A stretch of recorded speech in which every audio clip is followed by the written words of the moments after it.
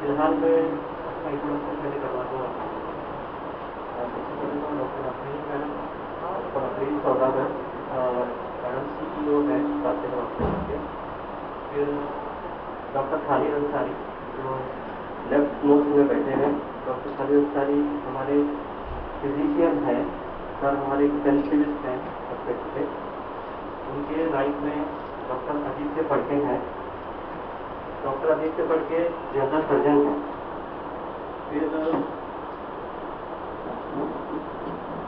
Doctor Nikhil Shinde हैं सबसे right last corner पे। डॉक्टर निखिल शिंदे नेफ्रोलॉजिस्ट हैं, किडनी के स्पेशलिस्ट। उनके राइट में डॉक्टर महमदुल डॉक्टर महमदुल सर हमारे फिजियोथेरेपी के हेड है फिजियोथेरेपी डिपार्टमेंट के। उनके पीछे हैं दीक्षिका मैडम, डॉक्टर दीक्षिका जो एनेस्थेटिस्ट हैं। ये एनेस्थेटिस्ट, ये हमारे फुल टाइमर एनेस्थेटिस्ट है। उनके ही राइट में अतिका मैडम है, ये भी फिजियोथेरेपिस्ट है कार्डियक। फिर वहाँ से शुरू करेंगे लेफ्ट मोस्ट में। वहाँ पे हमारे मिस्टर साजिद कुरैशी हैं जो हमारे परचेज मैनेजर फार्मेसी के इंचार्ज हैं, मेडिकल के इंचार्ज हैं। उनके बाजू में है मिस्टर जावेद अंसारी साहब, ये हमारे बिलिंग मैनेजर हैं। उनके बाजू में मिस्टर मंदार पाटिल सर हमारे नर्सिंग के हेड हैं।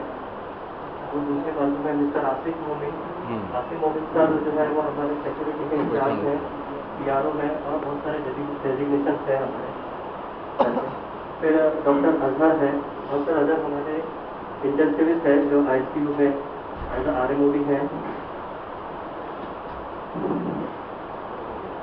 उनके बाजू में डॉक्टर इलियास हैं। डॉक्टर इलियास हमारे ICU के डॉक्टर हैं, इंटेंसिविस्ट हैं। फिर डॉक्टर रुबीना है। डॉक्टर रुबीना भी हमारे RMO हैं जो हॉस्पिटल में डॉक्टर पेशेंट की केयर करते हैं।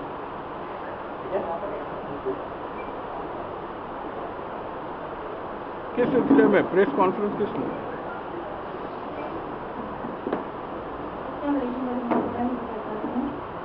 सबसे पहले तो मैं आप सभी का तहे दिल से शुक्रिया अदा करती हूँ कालसेटर हॉस्पिटल मैनेजमेंट की तरफ से और स्टाफ की तरफ से कि आप लोग इतने शॉर्ट नोटिस पे कोविड के टाइम पे हमारे साथ मौजूद हैं। कुछ हमारे जो अगेंस्ट काफ़ी सारे सवाल पूछ रहे थे, उसका खुलासा आज तक किसी ने भी कालसेटर हॉस्पिटल से नहीं मांगा था कि क्या ये सवाल या इल्ज़ाम जो कालसेटर हॉस्पिटल से लग रहे हैं ये सही है या नहीं है। तो हमारी तरफ से हमने इनिशिएटिव लिया कि हम चाहते थे, आप काफ़ी जिम्मेदार लोग हैं मुंद्रा के और कोटा के थाने के, तो हम चाहते थे कि आपके ज़रिए हम सारे सवाल जो पूछ रहे हैं उसके जवाब ये प्रेस कॉन्फ्रेंस में दिए जाए। इसीलिए हमने सारे हेल्थ को भी यहाँ पे बुलाया है, सारे ट्रीटिंग डॉक्टर्स भी हमारे मौजूद हैं, ताकि आपके जो भी सवाल हैं या जो भी न्यूज़ चल रही है उसका खुलासा हम आपके ज़रिए करें। आपने कहा कि आप प्रेस वाले जो है आपसे बात नहीं किया, आपसे कोई कांटेक्ट नहीं किया। आपको जब कांटेक्ट किया जाता था आप लोगों ने फ़ोन रिसीव नहीं किया है? सबको लेके मामला नहीं है। बहुत लोगों ने हमारा भी साइड सुना है, हमारी तरफ से भी खुलासा दिया हुआ है। कुछ लोगों ने एक तरफा न्यूज़ चलाई हुई है। हो सकता है कि उन्होंने हमें कॉल करने की कोशिश की होगी या हमसे पहुँचने की कोशिश की होगी, बस कोविड के वक्त हम नहीं उठा पाए हैं कॉल। हाँ, इसमें हमारी भी गलती है, हम ये नहीं बोल रहे हैं कि सिर्फ प्रेस की गलती है, हमारी तरफ से भी कुछ कमियाँ होंगी जिसका खुलासा हम करना चाहते हैं। मैडम, प्रेस ने आपसे बात नहीं की, ऐसा ही जो आपका कहना है। आपको अच्छी तरीके से याद होगा, अस्मा अकबर मेहंदी के केस के वक्त मैंने पर्सनली आपको 3 कॉल किए थे।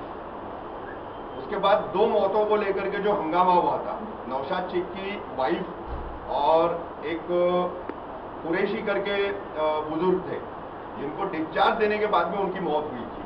उस वक्त जो हंगामा हुआ था, उस वक्त भी आपको फोन ट्राई किया गया था, लेकिन आपका फोन लग नहीं रहा था।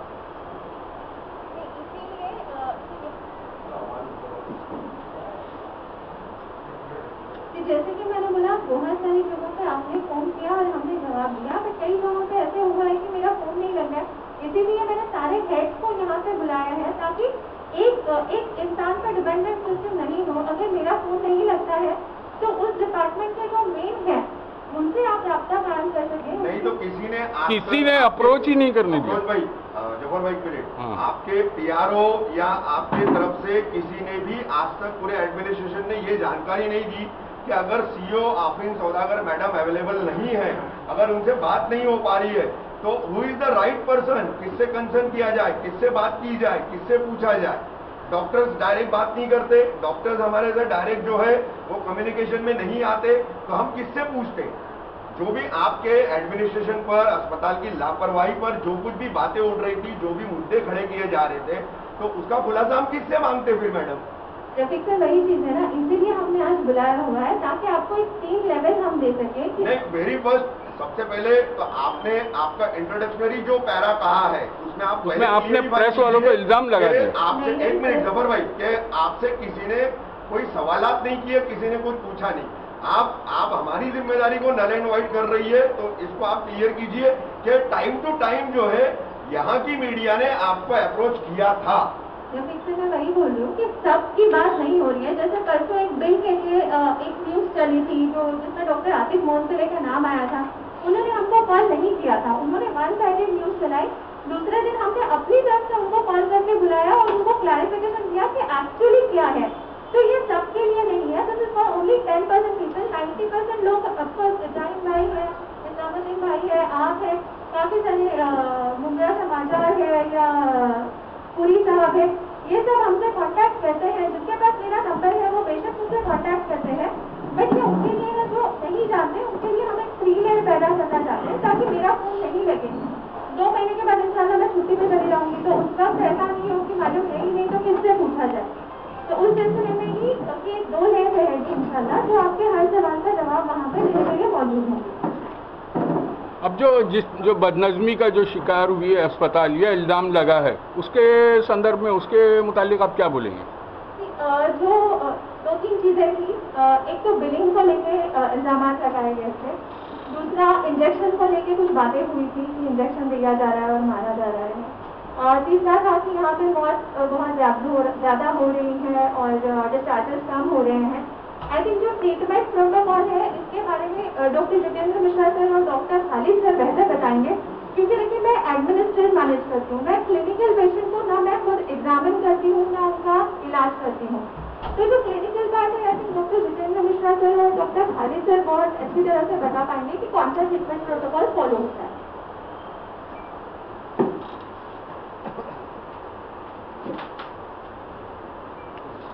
इस वक्त जो हम लोग ट्रीटमेंट प्रोटोकॉल फॉलो कर रहे हैं वो Indian council of medical research ICMR के थ्रू जो पूरे हिंदुस्तान में ट्रीटमेंट प्रोटोकॉल फॉलो किया जाता है, जो पहली बार पब्लिश हुआ था अप्रैल में और अभी पिछले लास्ट 10 डेज में दोबारा रिवाइज हुआ है।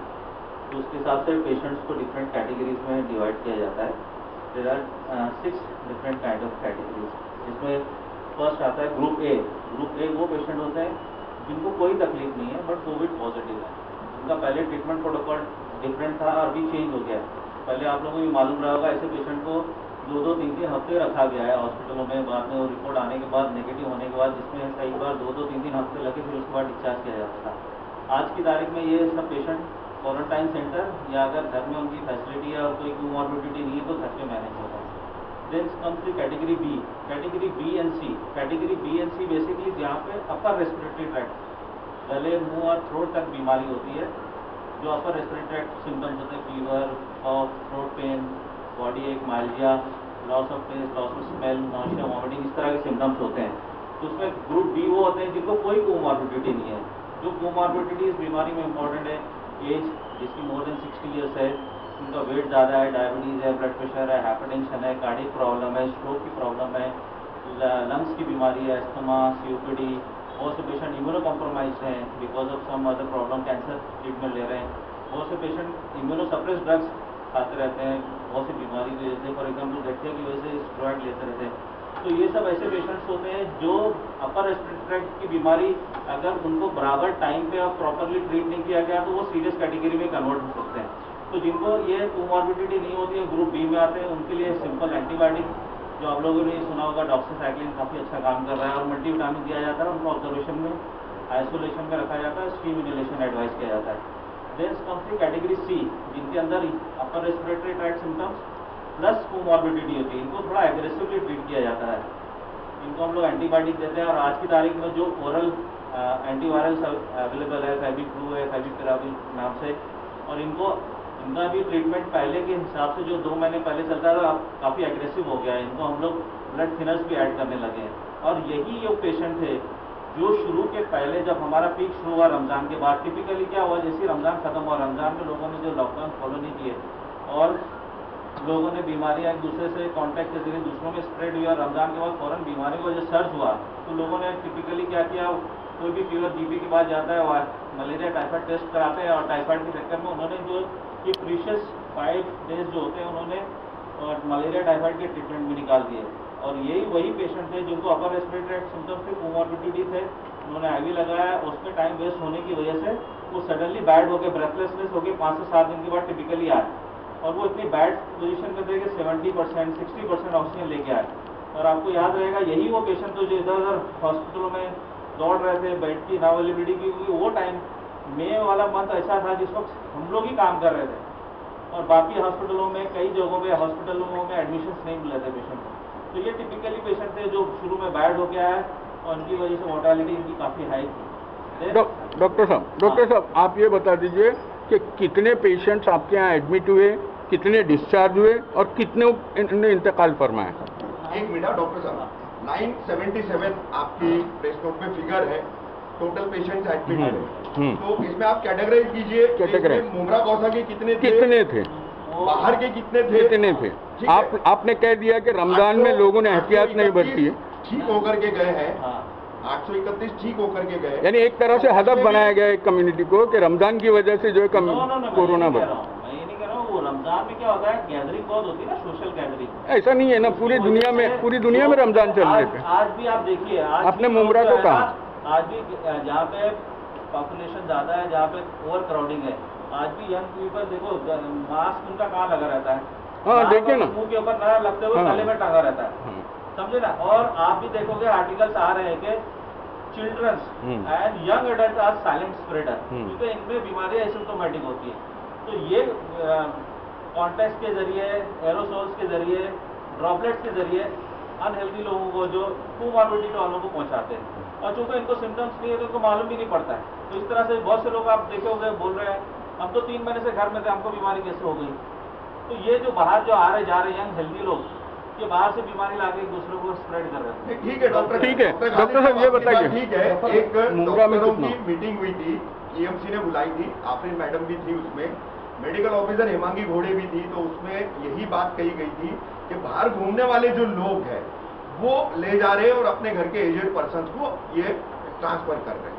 ठीक है, ये ठीक है, लेकिन अभी ये जो फिगर्स की बात है ना, उसको आप क्लियर कर दीजिए। 977 में जो है मुमरा कौसा के कितने पेशेंट थे, बाहर के कितने हैं, 831 जो डिस्चार्ज हुए उसमें भी कैटेगराइजेशन क्या है, और टोटल अपने यहाँ मौतों का आंकड़ा कितना है, उसमें मुमरा कौसा के लोग कितने हैं और बाहर के लोग कितने हैं।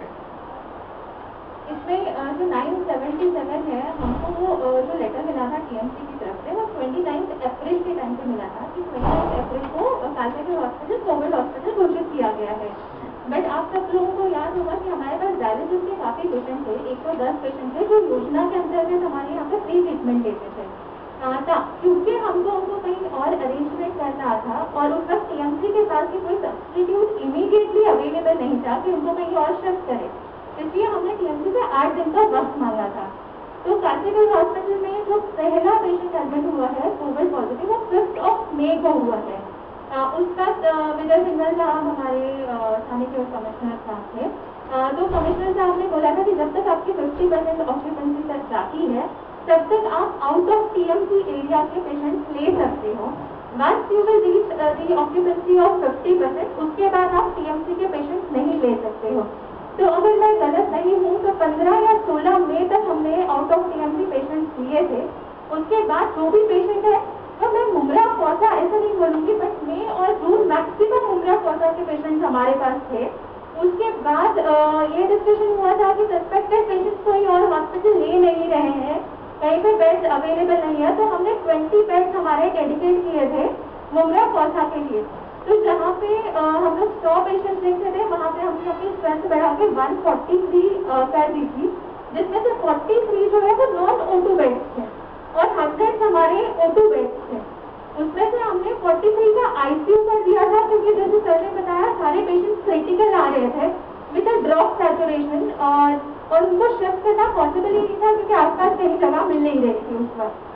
तो अगर आप नंबर बताएं तो आई थिंक 87 से 90% पेशेंट्स जो है वो TMC के हैं।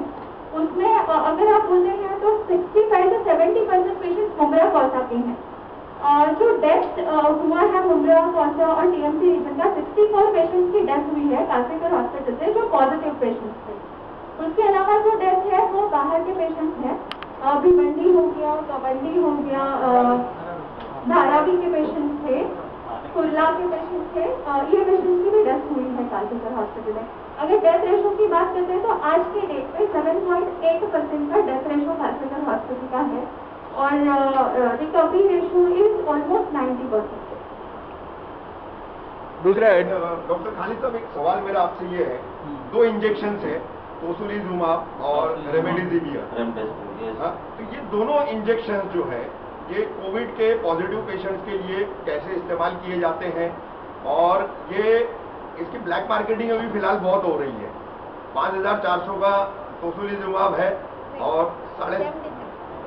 रेमडेसिविर, हाँ, रेमडेसिविर एवरेज 5000 का 5000 है और टोसिलिजुमाब एवरेज 40,000 MRP के हिसाब से। गवर्नमेंट रेट के हिसाब से तो जो है अभी वो कुछ 7,500 8,000 के करीब का कुछ है।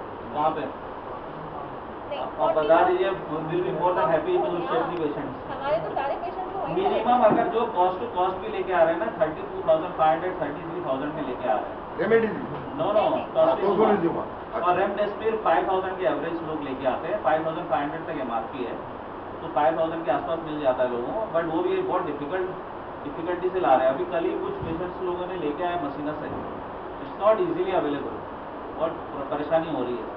क्योंकि हुआ क्या, जैसे इंजेक्शन आया, देखो रेमडेसिविर किनको देना है, जैसे मैंने ग्रुप C तक बता दिया था। ग्रुप C में ग्रुप D क्या होता है, ग्रुप D में पेशेंट वो है जिसका सैचुरेशन अब ड्रॉप होना शुरू हो गया, बीमारी अपर रेस्पिरेटरी ट्रैक्ट से लोअर रेस्पिरेटरी ट्रैक्ट में आ गई है। पेशेंट की टिपिकल कंप्लेंट होती है कि मैं बैठा हूँ तो मेरे कोई प्रॉब्लम नहीं होती, लेकिन जरा से भी चलता हूँ, बाथरूम आ जाता हूँ, माला चढ़ता हूँ, सीढ़ी चढ़ता हूँ, दम लगने लगता है। जब आप सैचुरेशन चेक करते हो तो नॉर्मली हमारा सैचुरेशन 99-100% होता है, और any saturation more than 90% is okay, but इनका सैचुरेशन 99-100 से कम होकर 90 की तरफ आने लगता है। तो बैठे रहेगा तो 95, 96, 97 रहेगा, लेकिन जैसे ही बाथरूम से आएगा 91, 92, 93 दिखाने लगेगा। इनका एक्सरे करोगे एबनॉर्मल रहेगा, पल्स रेट ज़्यादा रहेगा, ब्लड में कुछ चेंजेस आएंगे, CT करते हैं तो उसमें एबनॉर्मलिटी आती है। तो these are the typical patient जिनको अर्ली पिकअप करेंगे ना, आप ट्रीटमेंट स्टार्ट करेंगे, दे विल नॉट डिटोरिएट। तो ये पेशेंट यहाँ पे है जहाँ पे हम रेमडेसिविर यूज़ कर सकते हैं या ओरल टैबलेट्स भी यूज़ करते हैं, but remdesivir among these 2 drugs remdesivir is more promising drug. Oral tablet जो अवेलेबल है वो बहुत स्ट्रॉन्ग नहीं है, वो that is meant for only OPD basis treatment. But ये ग्रुप D ऑनवर्ड आज की तारीख में हॉस्पिटलाइज पेशेंट करना, इनको हॉस्पिटलाइज करना बहुत जरूरी है ताकि हम इनको डिटोरिएट होने से बचा सकें। फिर उसके बाद आता है ग्रुप E और F। ग्रुप E क्या होता है कि आप पेशेंट का ऑक्सीजन लेवल लेस देन 90 हो गया तो पेशेंट को ऑक्सीजन लगाना पड़ता है। तो देयर आर पेशेंट जिनको डिफरेंट लेवल डिफरेंट गैजेट्स लगाने पड़ते हैं ऑक्सीजन के, उनका ऑक्सीजन लेवल इंप्रूव करने के लिए। तो नेजल कैनुला होता है, मास्क होता है, बाइपैप होता है, देन वेंटिलेटर। तो जो पेशेंट मास्क और नेजल कैनुला को ऊपर मेंटेन करते हैं वहां तक ये रेमडेसिविर बहुत अच्छा काम करता है। The movement patient becomes bad, जिसका 60-70% ऑक्सीजन चलेगा, जिसको वेंटिलेटर बाइपैप की जरूरत पड़ रही है, आप उनको रेमडेसिविर भी दे देंगे तो उतना काम नहीं करेगा, इतना अर्ली पार्ट ऑफ डिजीज में काम करेगा। There comes the role of steroids, जो कि आप भी सुना होगा कि काफ़ी स्टडीज आई है जिससे बहुत फायदा हो रहा है, लेकिन हम स्टीरॉइड्स को डे 1 से यूज़ कर रहे थे। वो जो कंट्री जो बता रहे हैं कि बहुत डिफरेंस हो रहा है, ये हो रहा है, उन लोगों ने स्टीरॉइड यूज ही नहीं किया। हमारे तो जो अप्रैल की गाइडलाइंस थी ICMR में तो वैसे ही स्टीरॉइड हो रहा था, हम तो शुरू से स्टीरॉइड यूज़ कर रहे थे, तो हमको उतना डिफरेंस नहीं दिखेगा जितना वो लोग कोट कर रहे हैं। ठीक है, तो ये पेशेंट है जिनको स्टीरॉइड यूज़ करना है, ब्लड थिनर्स यूज़ करना है, और उसके हिसाब से तो मेन सबसे इंपॉर्टेंट क्या है इस डिजीज में, सबसे इंपॉर्टेंट क्या है कि जो 5 इंच शू के इंपॉर्टेंट रहते हैं यंग पेशेंट में नहीं, 40 एज के कम जो मरीज है उनको कोई प्रॉब्लम नहीं है, वो कुछ भी आप ट्रीटमेंट दे दो आगे पीछे ठीक हो जाने वाले हैं।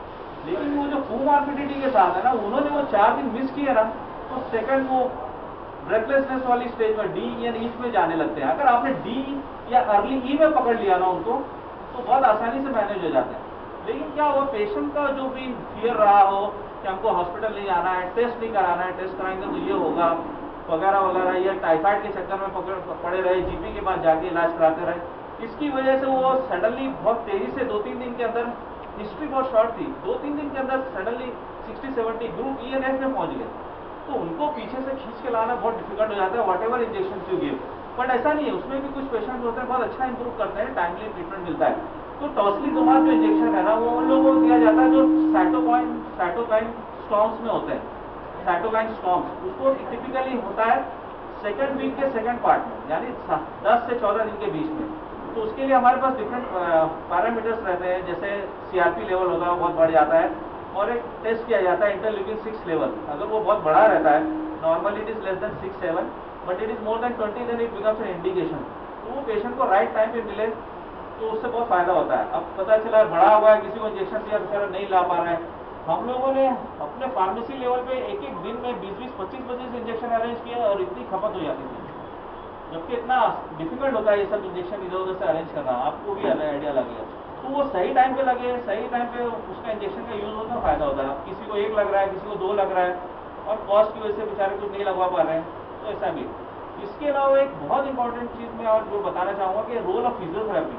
जब रोल ऑफ फिजियोथेरेपी के लिए हम लोगों ने फिजियोथेरेपी डिपार्टमेंट को इन्वॉल्व किया, क्योंकि अगर कोई मरीज इन सब बीमारियों में स्टार्ट से ही फिजियोथेरेपी में इन्वॉल्व हो जाता है, एक्सरसाइज करना है, डीप ब्रीदिंग एक्सरसाइज जो बेड पे बैठ के करनी है, इंसेंटिव स्पायरोमेट्री यूज करता है, और प्रोन पेट के बाद औंधा सोना, it is very important. I will say it is as good as one single drug, like आप टॉसिलिजुमाब बोलो या रेमडेसिविर बोलो। अगर कोई patient religiously 16 hours 12 to 16 hours prone होता है तो उससे बहुत फायदा होता है पेशेंट को। तो हम लोग बार बार उसको पेशेंट को मोटिवेट करते हैं, समझाते हैं, एक्सरसाइज कराते हैं, क्योंकि 5-7 दिन के बाद सारे मेडिसिन का रोल खत्म हो जाता है, फिर वो टॉसिलिजुमाब वगैरह का रोल होता है, और 10 दिन के बाद in fact there is no space for medicine, it is only oxygen and patients own healing power and plus motivation and physiotherapy, ये बच जाता है। अच्छा डॉक्टर साहब, ये इंजेक्शन के ऊपर आपने इतना डिटेलिंग में बता दिया, ट्रीटमेंट के बारे में बता दिया, लोगों की एक जो मेंटालिटी बनी हुई है पेशेंट्स और उनके घर वालों की, आमतौर पर जो है एलिगेशंस की जब बात आती है, कुछ इल्जामात की बात आती है, तो सीधा कह रहे हैं, मतलब ये सिर्फ बात कालसेगर की नहीं है, जनरल एक बात है कि अस्पताल में इंजेक्शन दिया जा रहा है और मार दिया जा रहा है। उसका वो इंजेक्शन का नाम बता दो, कौन सा इंजेक्शन दिया? तो एक सवाल ये है, वो क्या है ना, वो पता नहीं किधर से वो दिमाग में घुसा लिया, ये सिर्फ उम्र की नहीं है, नहीं, हर तरह जगह की बात है, हर जगह की बात है, चाहे भिवंडी में हो चाहे कहीं भी हो, इंजेक्शन देखवा। आउट ऑफ महाराष्ट्र में भी चला कौन सा इंजेक्शन है, 7 इंजेक्शन की लिस्ट तो आपके पास है, बिलिंग होती है ना इंजेक्शन की, कोई फ्री में इंजेक्शन तो दे रहा नहीं हॉस्पिटल, हर चीज ब्लैक एंड व्हाइट है, हर चीज आपको इंजेक्शन लिख के दिया जा रहा है, आप ला के दे रहे हो वही लग रहा है। आप बोलो, मैं बोलता हूँ मेरे को tell me the name of injection, खत्म हो जाती है वही बात, सब ऐसी खाली साहब महात्मा ज्योतिबा फुले में जिनका इलाज हो रहा है, तो उनको गवर्नमेंट की तरफ से कितने पैसे दिए जा रहे हैं उनके बिल के? वो पर पेशेंट के लिए, अगर पेशेंट वार्ड में है और उसको ऑक्सीजन लग रहा है तो महात्मा ज्योतिबा फुले हम लोग को 25,000 रुपीज 10 डेज का देती है, और अगर पेशेंट आईसीयू में जाता है, वेंटी पे रहता है, तो 65,000 रुपीज हमको महात्मा ज्योतिबा फुले प्रोवाइड करती है। कि कोविड के अंदर एक जो आपका वार्ड है उसमें कितने पेशेंट रहते हैं?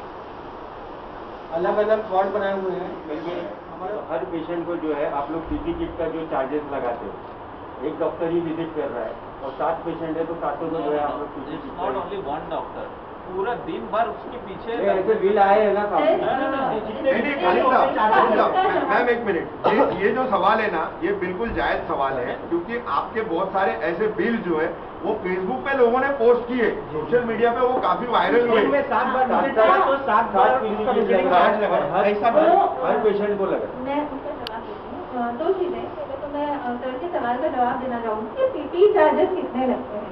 देखिए, मेरे पास एक डॉक्टर की बात नहीं होती है, मेरे पास हाउस कीपिंग से लेके सिक्योरिटी से लेके जो खाना देने जाते हैं, जो कोऑर्डिनेटर्स हैं, जो नर्सिंग स्टाफ है, हर एक को पीपी देना पड़ता है, क्योंकि ऐसा नहीं है कि वो हाउस कीपिंग है तो उसकी जान प्यारी नहीं है या उसकी फैमिली नहीं है, ऐसी बात नहीं है। तो मेरे पास आज इस वक्त 170 स्टाफ काम करता है 3 शिफ्ट में। अगर हमारे पास बाकी जो कोऑर्डिनेटर्स वगैरह हैं, एडमिन स्टाफ मिलाते हैं, तो तकरीबन 200 का काउंट हमारा बनता है स्टाफ का। 200 के हिसाब से अगर हमारे पास 100 पेशेंट एडमिट है, तो हम पर patient per day 2 PPE kit लगाते हैं, क्योंकि उसको अटेंड नर्स भी करती है, उसको अटेंड कंसल्टेंट भी करता है, उसको अटेंड RMO भी करता है, उसको खाना देने भी जाते हैं, उसको वार्ड बॉय भी है, मॉन्शी भी है। ये 3 शिफ्ट में काम करते हैं। तो एक पेशेंट को अटेंड करने वाले कम से कम 9 से 10 लोग रहते हैं, अलग अलग कैटेगरी के। तो पर patient 2 PPE per day charge होते हैं। और अगर आप मेरे PPE के चार्जेस भी देखेंगे तो हम 1200-1300 पर PPE MRP पे हम नहीं लगाते हैं। हम पेशेंट को कॉस्ट टू कॉस्ट चार्ज करते हैं, जितना हम देते हैं उतना ही देते हैं। हम लोग वो बिल्स FDA को सबमिट भी करते हैं, तो वहाँ पे हमारा ऑडिट भी होता है हर महीने। हाँ, ऐसा सुना गया था कि PPE किट जो है सोनाक्षी सिन्हा की तरफ से भी कालसेकर में दिए गए थे, क्या वो दिए गए थे?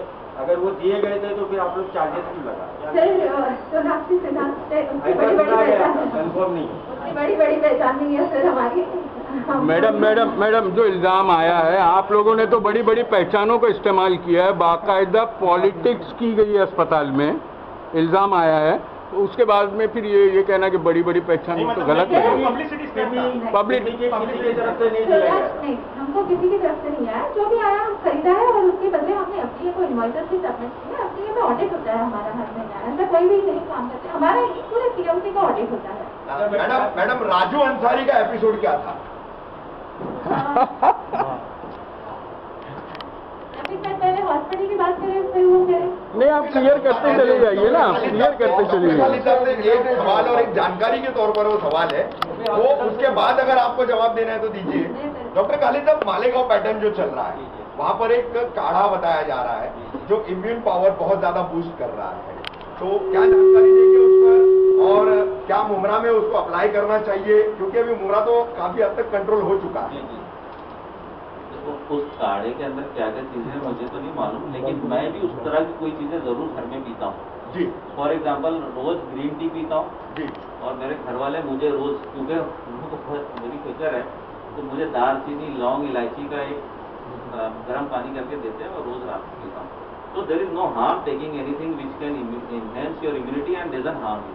तो मेरी तरफ से कोई ऐसा नहीं है कि आप मत लीजिए, there is no harm. Natural चीजें काम करती है ना। अभी जैसे बहुत से लोग ब्लड थिनर्स के लिए लहसुन का इस्तेमाल कर रहे हैं, किसको मना नहीं करते हैं, लीजिए, वो गलत थोड़ी ना है, अच्छा ही है। अंडर ट्रीटमेंट जो पेशेंट्स है, अंडर ट्रीटमेंट आपके यहाँ जी, ये ये क्यों नहीं अलाउ कर? हम देखो, हम मना क्या किस चीज को करते हैं? जैसे बोलते हैं दूध ला के देना है, तो हम बोले दूध मत दीजिए, क्योंकि दूध पड़ा रहेगा, कभी 2 घंटा नहीं लिया, खराब हो गया, गर्मी टेम्परेचर की वजह से आप पिया, फिर जुलाब चालू होगा तो नहीं।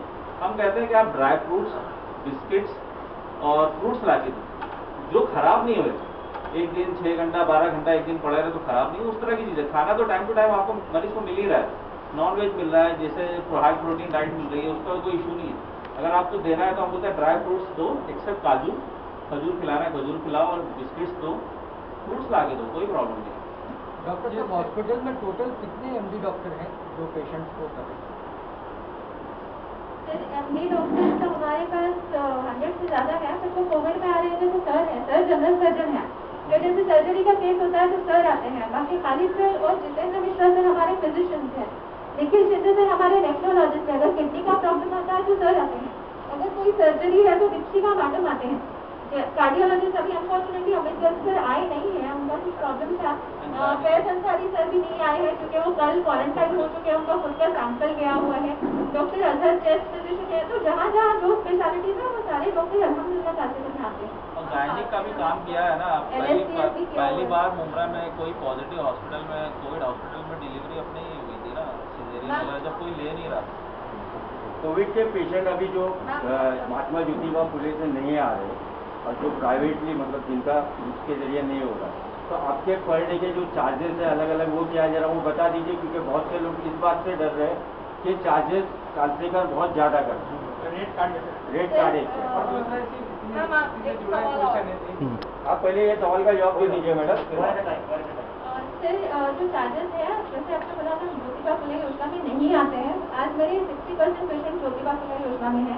अगर वो ज्योतिबा फुले योजना में नहीं आते हैं, प्राइवेट रूम लेते हैं या जनरल वार्ड में आते हैं, तो 4000 रुपीज़ जो CM साहब ने अनाउंस किया हुआ है वो रेट है। उसके अलावा जो चार्जेस लगते हैं वो मेडिसिन, इन्वेस्टिगेशन और पीपी की एज एक्चुअल लगता है।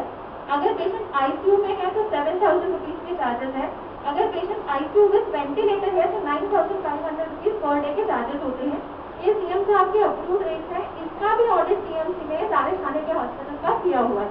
तो ऐसा कोई, जैसे आपने ये दिया है मतलब प्रेस नोट जैसे दिया, तो ऐसे चार्जेस का कुछ है क्या प्रेस नोट या सर जो सीएम साहब का जीआर है वो है, और आपको चाहिए तो सपोर्टिंग में हम बिल्स दे देंगे आपको। और मेडिक्लेम भी है, मेडिक्लेम के अपने अलग कैपिंग है। मेडिक्लेम का पर डे 5,000 रुपीज का चार्जेस होता है। चार्जेस का तो टीएमसी का नोटिफिकेशन ही है ना। तो ये हॉस्पिटल टीएमसी के अंदर ही काम कर रहा है ना, तो वही रेट अप्लीकेबल है। क्या वाकई? पब्लिक को नहीं मालूम ना। क्या वाकई चलाया हुआ है जीआर तो टीएमसी के अंडर में ही चल रहा है सर? टीएमसी के अंडर में चल रहा है? हॉस्पिटल अपना टीएमसी के अंदर ही है। हमको तो ये मालूम पड़ा मंत्रालय ऑपरेट कर रहा है पूरा यहाँ पे। नो नो नो, ये इस वक्त पैंडेमिक एक्ट में सारा जो काम होता है कमिश्नर के अंदर ही होता है ना, हर कमिश्नर के अंदर ही होता है। थाना म्यूनसिपल कॉर्पोरेशन बीएमसी, इसी वजह से हमको ये मालूम पड़ा कि आपके एडमिनिस्ट्रेशन को बार बार जाकर के मंत्री को जो है अपडेट करना पड़ता है। सर हमको अपडेशन करना पड़ता है। दिन में 15 रिपोर्ट हमारी जाती है। हमारी रिपोर्ट जो जाती है वो टीएमसी जाती है। वहाँ पे अलग अलग ऑफिसर्स बैठे हुए हैं, तो रिपोर्टिंग सिवाय टीएमसी के किसी को नहीं होती है। हेल्थ मिनिस्टर अनाउंस करते बार-बार कि वो स्कीम्स के तहत लोगों को फ्री मेडिसिन और फ्री ट्रीटमेंट होगा, फिर ये हजारों का बिल कैसे उत्पादन किया जाए? हजारों लाखों का बिल। लाखों का बिल। सर जो लाखों का बिल है उनका स्टे भी तो देख लीजिए। उनका स्टे भी तो 1-1.25 महीने का स्टे है। अगर एक दिन का बिल मैं कंपेयर नहीं करूंगी बेटा, अगर किसी भी थाने के हॉस्पिटल में आज ऑडिट कीजिए, हमको आज कल हमको ऑडिटर ने सामने से बुला के पूछा कि आज सबसे कम रेट में आप क्यों काम कर रहे हैं। अभी उसमें भी उनको डाउट आ रहा है कि कांसेगर इतने कम रेट में क्यों काम कर रहा है। तो जो भी हॉस्पिटल है थाने के, उसमें सबसे कम बिलिंग कांसेगर हॉस्पिटल का होता है।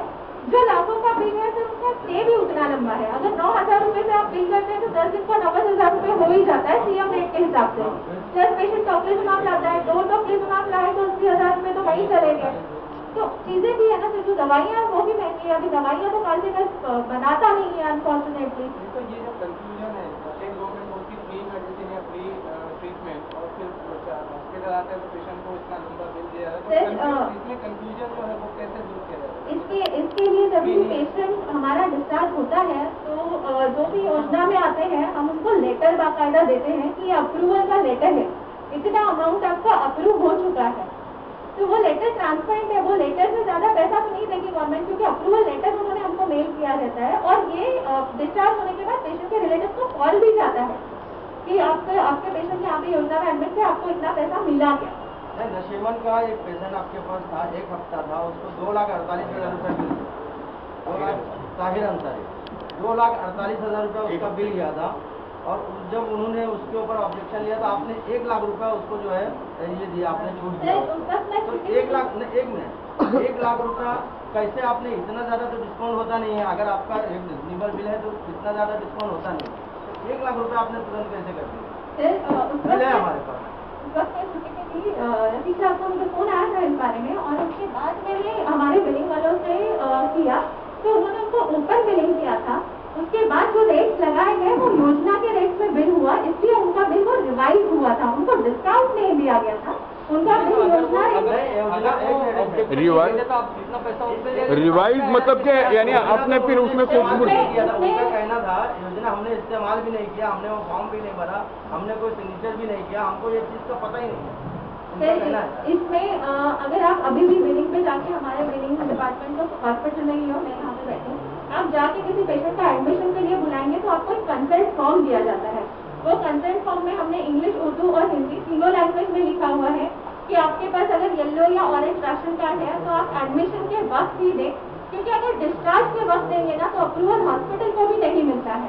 इसलिए वो अवेयरनेस हमने पहले, अगर वो कंसेंट कोई साइन कर देता है कि हमको योजना में नहीं लेना है और डिस्चार्ज के वक्त वो आके बोलते हैं, हमारे लिए भी बहुत मुश्किल हो जाता है फिर उसको कन्वर्ट करना योजना में। मैडम कांसेगर जो है वो चैरिटेबल ट्रस्ट के जरिए चलाया जा रहा है। आम दिनों में भी, अभी तो कोविड के, लेकिन आम दिनों भी सालों से लोगों की यही बिलिंग की प्रॉब्लम क्यों आती है, जबकि ये चैरिटेबल ट्रस्ट है, गवर्नमेंट ने इसको जगह सर नहीं, गवर्नमेंट ने इसको जगह नहीं दी है सर, बाकायदा खरीदी गई है लैंड। ये लैंड हाजी साहब ने खरीदी हुई लैंड है। चैरिटेबल ट्रस्ट के अंदर हमने, क्योंकि हमारा अलहम्द है वो चैरिटी और ट्रस्ट है, उसके अंडर कांसेकर चलता है। मैं आप सबसे गुजारिश करूंगी कि एक बार आप चैरिटी कमिश्नर के नॉर्म्स पढ़ लीजिए। चैरिटी कमिश्नर के नॉर्म्स में कहा जाता है कि आपके 10% बेड जो है उसमें फ्री इलाज होना चाहिए। अगर आज कांसेकर हॉस्पिटल 100 बेड का है तो 10 बेड जो है वो फ्री में इलाज होते हैं। वो फ्री इलाज होता है। जो भी आपका साल की कमाई होती है, अगर महीने की कमाई 50 लाख कांसेकर की है तो उसमें से 2% यानी 1 लाख रुपीज का फ्री ट्रीटमेंट पेशेंट को देना चाहिए। वो बाकायदा हम देते हैं। 100% फ्री नहीं है। ये 90 बेड जो है ये हम एज पर कॉर्पोरेट या as per private hospital charge कर सकते हैं। मतलब लोग ये समझ जाए कि ये चैरिटेबल नहीं है, यहाँ पे मतलब महंगा ही इलाज होगा, 30% लोगों का सस्ता इलाज होगा, 10% लोगों का फ्री इलाज होगा, बाकी लोगों को जो रेगुलर चार्जेस है। Pending question of Raju Ansari. हाँ, बस वही कंप्लीट कर, कंक्लूड कर। राजू अंसारी क्या हुआ था, एग्जैक्ट क्या है क्या नहीं? हाँ, सियासत क्या थी? प्रेस कॉन्फ्रेंस की आप सब लोग थे वहाँ पे। जो ऑनरेबल मिनिस्टर हमारे जितेंद्र आवाज साहब हैं, उनकी प्रेस कॉन्फ्रेंस चल रही थी।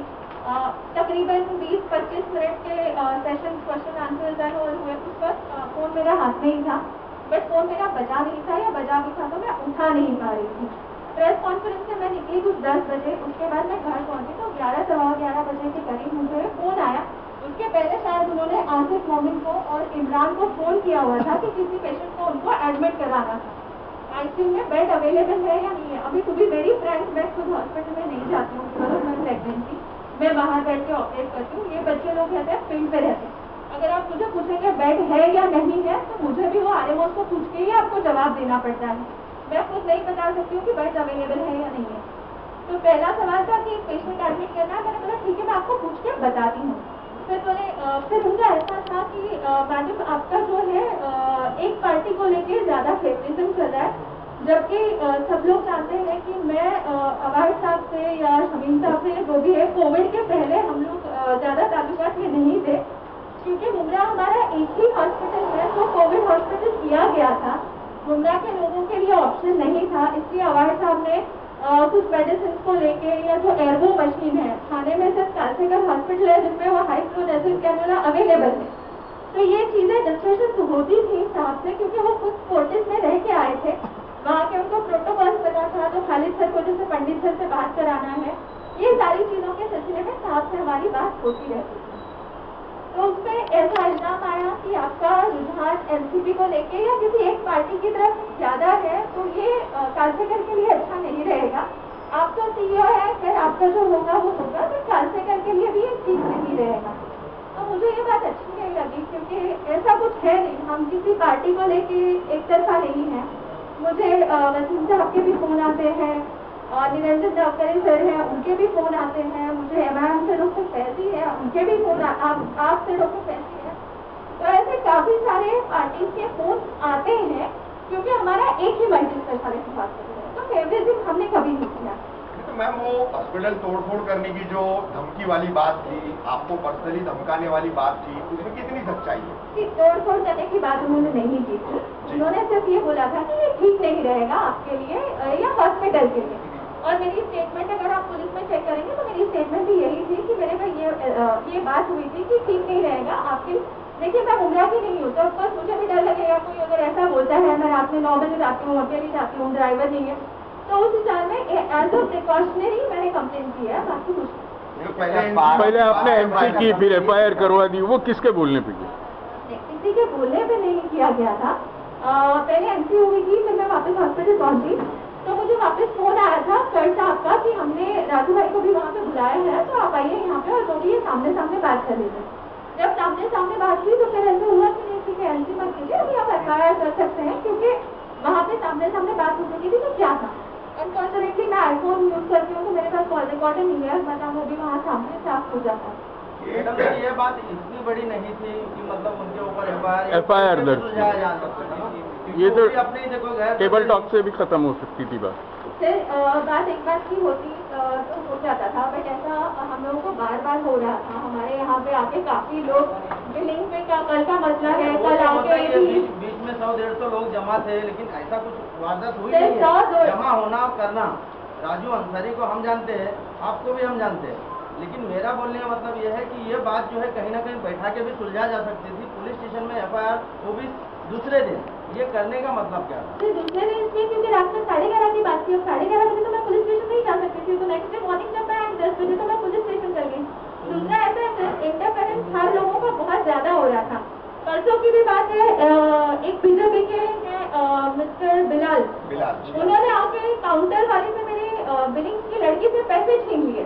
तो ये चीजें हम लोग हद से ज्यादा बर्दाश्त नहीं कर सकते। कोविड में ऐसा हम भी हमारी फैमिली छोड़ के यहाँ आ रहे हैं, तो हमारे ये भी चीज पैसे छीन लिए, तो ये चीज आपने पुलिस स्टेशन में बिल्कुल किया सर। हाँ बिल्कुल, ACP तक गया है सर लेकर। कल का हादसा है ना, तो आज होगा। ये तो बड़ी बात थी, बिल्कुल होगा सर। आज वो भी FIR होगी। आज ACP घोसालकर साहब को लेटर भी भेजा हुआ है हमने। ACP घोसालकर साहब से भी जहाँ जहाँ स्टाफ की सिक्योरिटी का सवाल आएगा वहाँ बेशक मैं पुलिस स्टेशन तक जाऊँ। आखिरी बात, जो बिलाल कौन सी पार्टी के जो हादसे हुए लोगों की मौतों के वक्त, उस वक्त जो उनके घर वालों का, उनके रिश्तेदारों का आउटरीच था, तो उस वक्त हमने देखा कि आपके पास है ना कुछ ऐसे चेहरे यहाँ पर as a bouncer, as a security के नाम पर खड़े किए गए थे, जिनको बात करने की भी तमीज नहीं थी, जो उन लोगों के दुख को समझ नहीं पा रहे थे। ठीक है, मेडिकली क्या रीजन है, क्या उनको गलतफहमी है, वो एक अलग मुद्दा है, लेकिन कम से कम उनसे बात तो ठीक से की जाए। तो ऐसे लोगों को आपने एज ए सिक्योरिटी क्यों प्रोवाइड किया? एक ही पक्ष के हमने चेंज किया हुआ है, काफी सारे नए चेहरे भी आपको दिखे। जहाँ पे हमको लगा कि हमारी कमियां हैं वहाँ पे हमने इम्प्रूवमेंट किया, बट इसका मतलब ये नहीं होता कि कोई भी आएगा और हमारे तो आप पॉलिटिकल गुंडों को कैसे खड़ा कर देंगे? पॉलिटिकल गुंडे जिनको कहा जाता है, क्यों पॉलिटिकल गुंडे हमारा है ही नहीं। कौन पॉलिटिकल गुंडे हैं आप? अब जिस तरह से वो लोग कर रहे हो तो गुंडे ही है ना।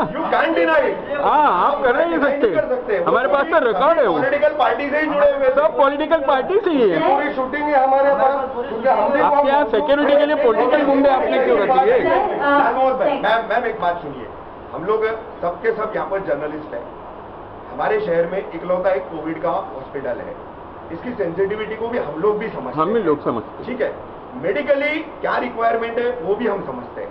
हम आम लोगों की तरह आप लोगों पर जो है किसी भी तरह के बेतार आरोप नहीं लगा रहे, लेकिन जो कमियां, जो फेल्यूअर्स हमको दिखाई दिए, आज आपने प्रेस मीट किया, आज आपने इतने लोगों से बात की, तो हमारा काम है कि वो चीजें आपके सामने रखना। इट्स बेटरमेंट ऑफ कालसेक हम इसके लिए कह रहे हैं। Thank you for that. मैं एक चीज और बोलना चाहूँगा। देखो, हम लोग पिछले ऑलमोस्ट 2.5 महीने से कंटिन्यूअस काम कर रहे हैं। एक दिन भी ऐसा नहीं है हम लोगों ने छुट्टी ली। हमको भी अच्छा नहीं लगता है जिस तरह से पेशेंट की कंडीशन चल रही है, तो it is also frustrating for us. और आप यकीन नहीं मानोगे, हमारी फैमिली से हमको कितना प्रेशर रहता है। प्रेशर है कि आप इतना मत काम करो, कुछ होगा तुम्हारे को तो बाकी लोग का तुम देख लोगे, हमारे लिए तो तुम ही हो ना। बेशक बेशक। तो इस तरह से ये जो लोग आके जो कियोस क्रिएट करते हैं ना, वो हम लोग बहुत फ्रस्ट्रेट कर देता है कभी कभी। तो थोड़ा सा हम लोग भी समझे कि हमको भी तकलीफ होती है इन सब चीजों से, हमारा भी मॉरल डाउन होता है। नहीं, तो इसका मतलब ये नहीं कि एक पॉलिटिकल गुंडों को खड़ा कर दिया, ये क्या मतलब हुआ? आपके सेंसिटिविटी चीज होगी, समझे ना। अभी आपको मैं बोलूँ ना, इतने पेशेंट ठीक होते हैं ना, कोई आके पॉजिटिव ऐसे आके थोड़ा सा आके कोई हम लोग को मोटिवेट नहीं करके जाता। नहीं सर, आपको हाथ भी नहीं मिलेंगे कोविड की वजह से ना, बस वो हल्ला मचाना शुरू कर। थोड़ा सा हमारे पर भी समझो, हमारे पर क्या बीती है। हम अपने लोग अभी जिन लोगों ने अपने लोगों को तो देख रहे हैं ना बैड होते हुए, हम भी नहीं चाहते हैं, हम भी नहीं चाहते, और हम भी लोगों को एजुकेट करते हैं। उसके बावजूद आप यकीन नहीं मानोगे, ओपीडी में आते हैं पेशेंट 85, 88 सैचुरेशन लेके, हम उनको बोलते हैं एडमिट हो जाओ, नहीं एडमिट होते, 2 दिन बाद 70 लेके आते हैं, वही हल्ला करते हैं। डॉक्टर साहब, मेरा एक आखिरी सवाल ये है, मैडम, जो अभी सर ने बात कही कि आप लोग की तकलीफ से गुजर रहे हैं, और शुरू से कोशिश नहीं गई कि पेशेंट के साथ में जो है एक तरह से तालमेल उनको बताया जाए, कमी आपकी भी कुछ रह गई और पेशेंट जो रहता है वो, जैसा कि अभी वार्ड के अंदर बहुत से लोगों की शिकायत है कि हम तो कोविड है जा नहीं सकते, लेकिन हमारे पेशेंट का क्या हाल है, तो उसका कोई सोल्यूशन निकल सकता है? जैसे कि आप नहीं सर, ऐसी बात नहीं है। रोज 3 बजे आप आके देख सकते हैं, अनिल सर और जितेंद्र मिश्रा सर नीचे बैठे रहते हैं, हर एक रिलेटिव से डेली काउंसलिंग होती है। अनफॉर्चुनेट पार्ट क्या है कि एक पेशेंट के लिए 100 लोग फोन करते हैं, सर 100 पेशेंट है, 1000 फोन और या 1000 लोगों को जवाब देना हमारे लिए भी पॉसिबल नहीं है। वहाँ पे बाकायदा उनका बेटा है, हस्बैंड है, वाइफ है, वो लोग साइन करके जाते हैं कि हाँ आज का हमारे पेशेंट का स्टेटस हमको पता है। उसके बाद भी मेरे आने को है बच्चे दिन भर फोन पे लगे रहते हैं, सर क्लिनिकल मैनेजमेंट करेंगे या फोन पे रिश्तेदारों को जवाब देंगे? तो काउंसलिंग होती है। अच्छा, एक आखिरी, ये लोगों को किस तरह से एहतियाती तदाबीर पे अमल करना चाहिए उसके बारे में बता दीजिए, और पॉजिटिवली एकदम जाने दीजिए उसको। मुझे लास्ट 1 मिनट बोलना है। हाँ जी सर, 1 सेकंड। हाँ बोलिए। जो जब हम बोलते हैं सीवियर कोरोना, सीवियर कोरोना मतलब रूम एयर पे जो सैचुरेशन 99 रहता है, अगर वो 94 के नीचे है वो सीवियर कोरोना है। 94 आपका मेरा रहेगा, हम नॉर्मल रहेंगे, बट कोरोना का पेशेंट 94 पे सीरियस है। ये ICMR ने डेफिनेशन दिया है, ये WHO ने डेफिनेशन दिया है।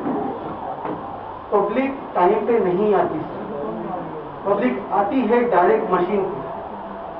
तो अगर पब्लिक डायरेक्ट मशीन पे आएगी 50 बचेंगे, 50 नहीं बचेंगे।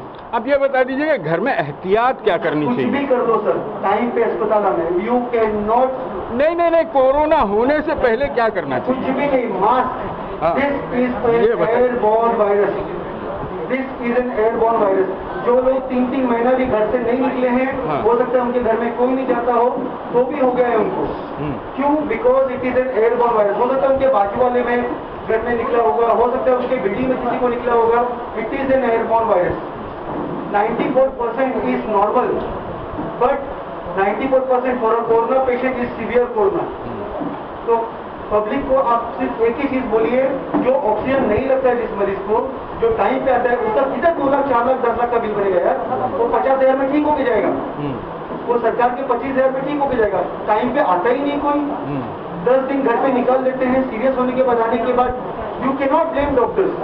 हमारा 8 स्टाफ पॉजिटिव हुआ था, अभी हमारी रिस्पॉन्सिबिलिटी, हमने उनको ठीक किया, लेकिन अगर उनमें से एक की भी मौत हो जाती, कोई जिम्मेदारी लेता था?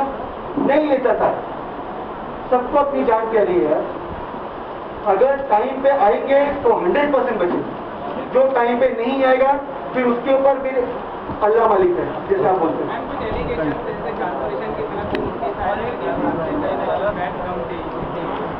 जो बैड शो किए गए थे ऑन रिकॉर्ड, उसके अलावा जो पेशेंट अभी जो मर गए, मतलब डिस्चार्ज होने के बाद भी उसके बारे में कोई डिस्चार्ज होने के बाद इंतकाल हुआ, ऐसा तो कोई पेशेंट हमारे पास था नहीं।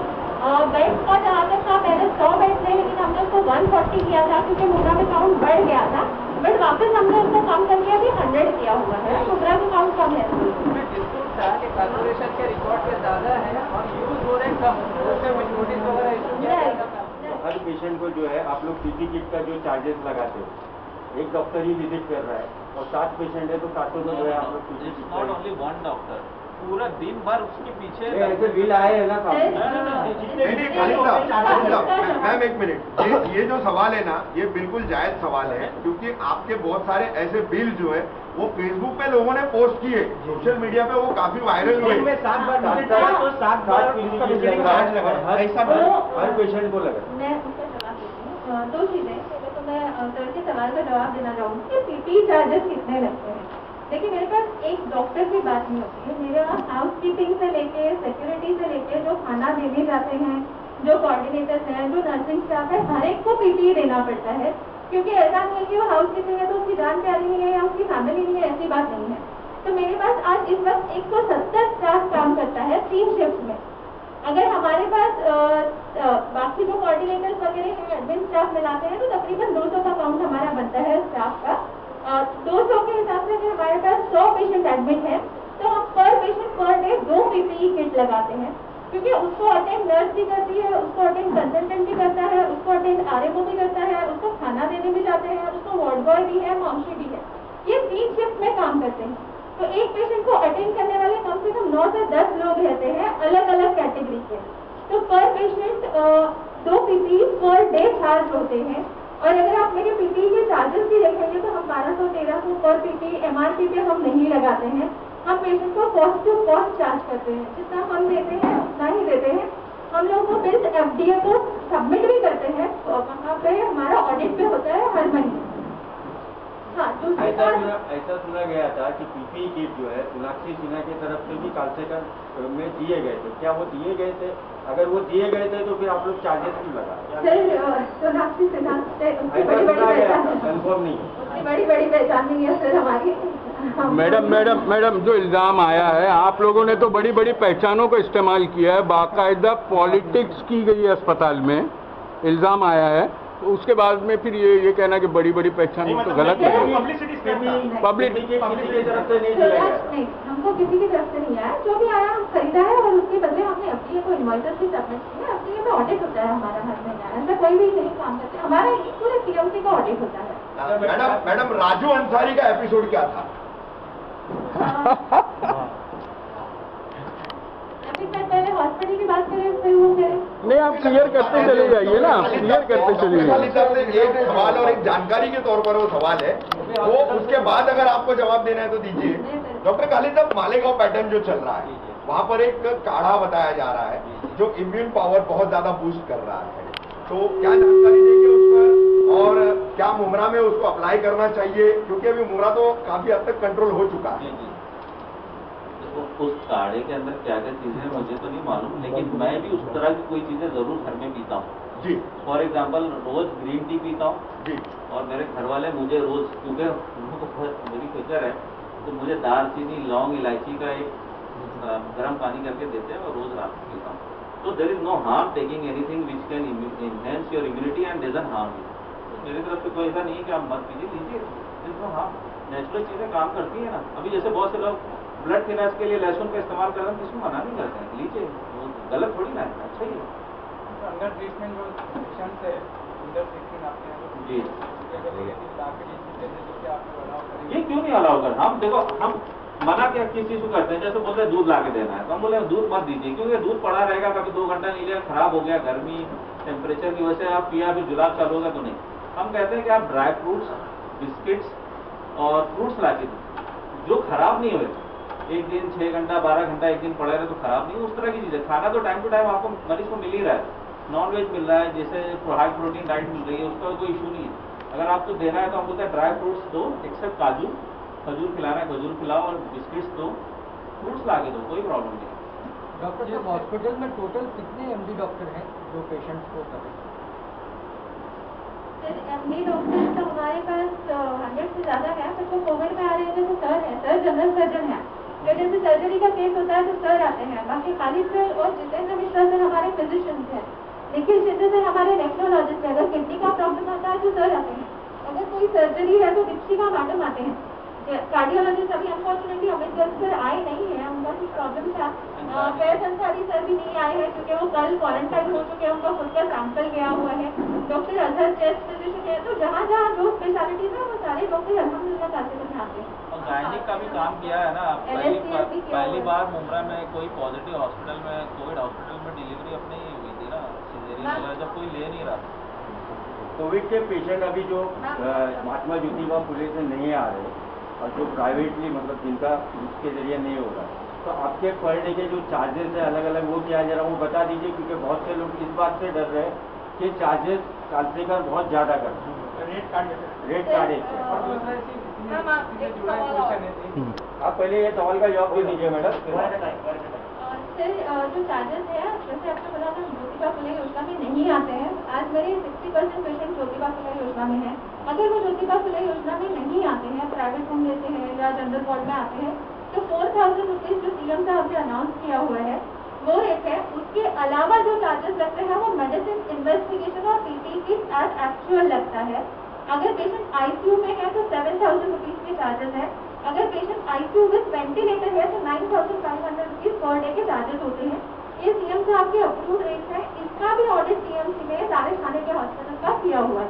तो ऐसा कोई, जैसे आपने ये दिया है मतलब प्रेस नोट जैसे दिया, तो ऐसे चार्जेस का कुछ है कि प्रेस नोट या सर जो सीएम साहब का दिया है वो है, और आपको चाहिए तो सपोर्टिंग में हम बिल्स दे देंगे आपको। और मेडिक्लेम भी है, मेडिक्लेम की अपनी अलग कैपिंग है, मेडिक्लेम का पर डे 5000 रुपीज़ का चार्जेस होता है। चार्जेस का तो टीएमसी का नोटिफिकेशन ही है ना, तो ये हॉस्पिटल टीएमसी के अंदर ही काम कर रहा है ना, तो वही रेट अप्लीकेबल है।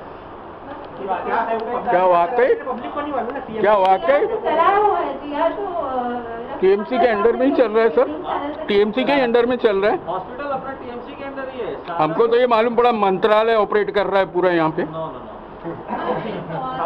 ये इस वक्त पैंडेमिक एक्ट में सारा जो काम होता है कमिश्नर के अंदर ही होता है ना, बाहर कमिश्नर के अंदर ही होता है, जैसे थाना म्युनिसिपल कॉर्पोरेशन बीएमसी, इसी वजह से हमको ये मालूम पड़ा कि आपके एडमिनिस्ट्रेशन को बार बार जाकर के मंत्री को जो है अपडेट करना पड़ता है। सर हमको अपडेशन करना पड़ता है, दिन में 15 रिपोर्ट हमारी जाती है, हमारी रिपोर्ट जो जाती है वो टीएमसी जाती है, वहाँ पे अलग अलग ऑफिसर्स बैठे हुए हैं, तो रिपोर्टिंग सिवाय टीएमसी के किसी को नहीं होती है। हेल्थ मिनिस्टर अनाउंस करते बार-बार कि वो स्कीम्स के तहत लोगों को फ्री मेडिसिन और फ्री ट्रीटमेंट होगा, फिर ये हजारों का बिल कैसे उनका किया जाए? हजारों लाखों का बिल, लाखों का बिल। सर जो लाखों का बिल है उनका स्टे भी तो देख लीजिए, उनका स्टे भी तो 1-1.25 महीने का स्टे है। अगर एक दिन का बिल मैं कंपेयर नहीं करूंगी, बेटा अगर किसी भी थाने के हॉस्पिटल में आज ऑडिट कीजिए, हमको आज कल हमको ऑडिटर ने सामने से बुला के पूछा कि आज सबसे कम रेट में आप क्यों काम कर रहे हैं। अभी उसमें भी उनको डाउट आया है कि कांसेकर इतने कम रेट में क्यों काम कर रहा है। तो जो भी हॉस्पिटल है थाने के, उसमें सबसे कम बिलिंग कांसेकर हॉस्पिटल का होता है। जो लाखों का बिल है तो उसका स्टे भी उतना लंबा है। अगर 9,000 रुपए से आप बिल करते हैं तो 10 दिन का 90,000 रुपए हो ही जाता है सीएम रेट के हिसाब से। 10 पेशेंट टॉक्लेजुमाब लाता है, 2 टॉक्लेजुमाब लाए तो 80,000 रुपए तो वही चले गए। तो चीजें भी है ना, जो दवाइयाँ वो भी महंगी है। अभी दवाइयाँ तो कांसेकर बनाता नहीं है अनफॉर्चुनेटली। तो ये जो कंफ्यूजन है, स्टेट गवर्नमेंट बोलती फ्री मेडिसिन या फ्री ट्रीटमेंट और फिर हॉस्पिटल आते हैं तो पेशेंट को इतना लंबा बिल दिया जाता है, इसमें कंफ्यूजन जो है वो कैसे दूर किया जाए? इसके लिए जब भी पेशेंट हमारा डिस्चार्ज होता है तो जो भी योजना में आते हैं हम उनको लेटर बाकायदा देते हैं कि अप्रूवल का लेटर है, इतना अमाउंट आपका अप्रूव हो चुका है। तो वो लेटर ट्रांसपेरेंट है, वो लेटर से ज्यादा पैसा तो नहीं देगी गवर्नमेंट, क्योंकि अप्रूवल लेटर उन्होंने हमको मेल किया रहता है। और ये डिस्चार्ज होने के बाद पेशेंट के रिलेटिव को कॉल भी जाता है कि आपके पेशेंट यहाँ पे योजना में एडमिट है, आपको इतना पैसा मिला क्या। नशीमन का एक पेशेंट आपके पास था, 1 हफ्ता था, उसको 2,48,000 रुपये बिल, 2 लाख ताहिर अंसारी, 2,48,000 रुपये उसका बिल गया था। और जब उन्होंने उसके ऊपर ऑब्जेक्शन लिया तो आपने 1 लाख रुपया उसको जो है ये दिया, आपने छूट दिया। तो 1 लाख 1 लाख रुपया कैसे आपने, इतना ज़्यादा तो डिस्काउंट होता नहीं है। अगर आपका एक रिजनेबल बिल है तो इतना ज़्यादा डिस्काउंट होता नहीं है। तो 1 लाख रुपया आपने तुरंत कैसे कर दिया? बिल है हमारे पास। रफीक साहब को मुझे फोन आया था इस बारे में, और उसके बाद मैंने हमारे बिलिंग वालों से किया तो उन्होंने उनको ओपन बिलिंग किया था। उसके बाद जो रेट लगाए गए वो योजना के रेट में बिल हुआ, इसलिए उनका बिल वो रिवाइज हुआ था, उनको डिस्काउंट नहीं दिया गया था। उनका बिल योजना रिवाइज मतलब क्या, यानी आपने फिर उसमें कुछ उनका कहना था योजना हमने इस्तेमाल भी नहीं किया, हमने वो फॉर्म भी नहीं भरा, हमने कोई सिग्नेचर भी नहीं किया, हमको ये चीज़ का पता ही नहीं।